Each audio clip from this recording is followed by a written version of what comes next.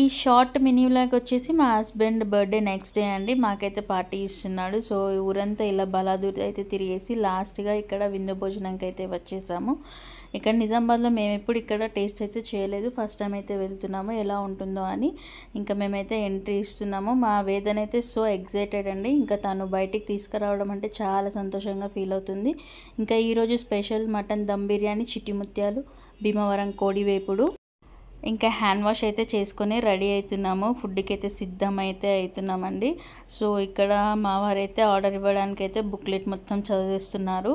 ఇంకా మా వేదన అయితే ప్లేట్ని అయితే నీట్ చేసుకొని పెట్టుకుంటుంది. ఇంకా మేమైతే ఫస్ట్ అయితే ఆర్డర్ ఇచ్చామండి. ఇది రాయలసీమ కోడి ఫ్రై అంట. సో స్పైసీగా ఉంది, మొత్తం అందులో బోన్స్ అయితే ఉన్నాయండి. అదైతే నాకైతే అస్సలు నచ్చలేదు. ఇంకా దాంతోపాటు butter naans and methi chicken అయితే ఆర్డర్ పెట్టాము. ఇదైతే చాలా బాగుంది, ఇదైతే సాటిస్ఫైడ్ అండి.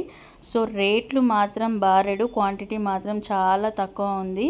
టేస్ట్ అయితే బాగానే ఉంది. ఇంకా నెక్స్ట్ అయితే బిర్యానీ అయితే వదలం కదా, బయటికి వస్తే ఫస్ట్ ప్రిఫరెన్స్ అయితే బిర్యానీకే ఇచ్చేస్తాను నేనైతే. ఇంకా మావారైతే బిర్యానీ ఆర్డర్ పెట్టారు, దానికి తగ్గట్టు సూప్స్ అయితే వచ్చాయి. ఇదైతే సూప్ తెలిసిందే కదా అండి, ఇంకా రహిత. సో ఇక్కడ బిర్యానీ కూడా చాలా చాలా బాగా నచ్చింది, స్పైసీగా ఉంది. ముందుగా చెప్పినట్టు రేట్లేమో బారెడు, క్వాంటిటీ ఏమో చారెడు అని అన్నట్టు అయితే ఉంది. మీరు అనొచ్చు డబ్బులు పెట్టి బయట తినే బదులు ఇంట్లో తినొచ్చు కదా అని. కోటి విద్యలు కూటి కోసమే కదండి. సో అప్పుడప్పుడు ఇలా బయటికి ఫ్యామిలీతోనే వస్తే కొంచెం స్ట్రెస్ ఫీల్ అనేది చాలా తగ్గుతుంది, హ్యాపీగా అయితే ఉంటుంది. సో అలా అప్పుడప్పుడు మేమైతే బయట డిన్నర్ అయితే చేసుకుంటాము.